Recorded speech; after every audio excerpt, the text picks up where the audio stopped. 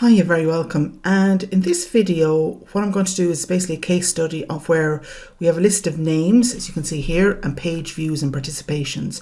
And I was just asked by a friend of mine if there was some way I could use Excel to identify, for example, who were the top 3 by page views participation, get that into a graph, and also kind of identify was there kind of for the page views and participation, was there sort of a, some kind of a grouping or a pattern, and again, just to set that up. So the first thing I'm going to do is I'm going to do a little bit of prep on the data because I'm looking here and I can see a dash in it.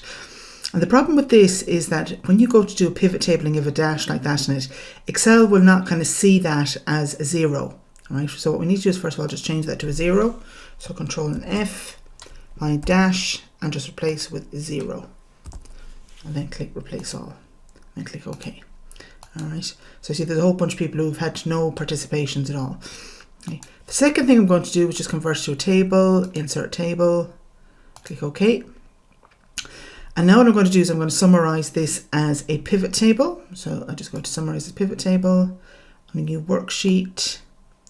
Okay, and what I'm going to do is just go, for example, let's say to this one. So I'm just going to go down to, let's say, put the names up here. Might have the sortable names. And then I'm just going to do page views first of all. All right. And then I'm just going to do a sort here, largest, smallest. And then I'm just going to use this feature here, value filters and top 10, and just pick out the top 3. And then click OK. Okay. Now once I got this done, the next thing is click up here to pivot table analyze. And if you just remember that, once you're creating a pivot table, basically what you need is going to be under pivot table analyze. That's like your one-stop shop. Pivot chart. And I might just pick maybe a bar chart and then click OK. Right. And what I could do then is I generally remove the totals because you don't need them. And then the other thing I'm going to do is just maybe if I want to put the numbers on it, and kind of weirdly enough, if I go up here, it's like you have to sort it the other way around, smallest to largest, to get it kind of here as you would expect it on it. And then click on it, and I'm just going to put the numbers on it as well. So I'm just going to, let's say, little data labels on it. All right. I'm just going to rename that to total.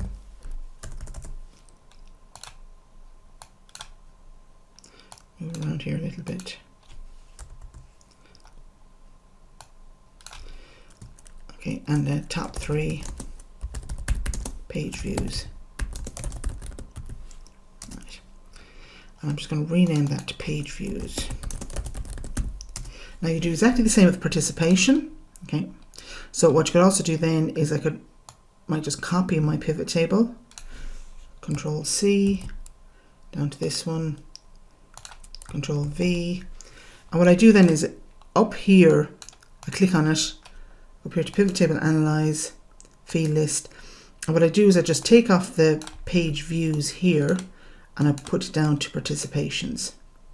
And again, same thing again, right click, sort, largest to smallest, or I might just leave it on the smallest to largest. No, largest to smallest.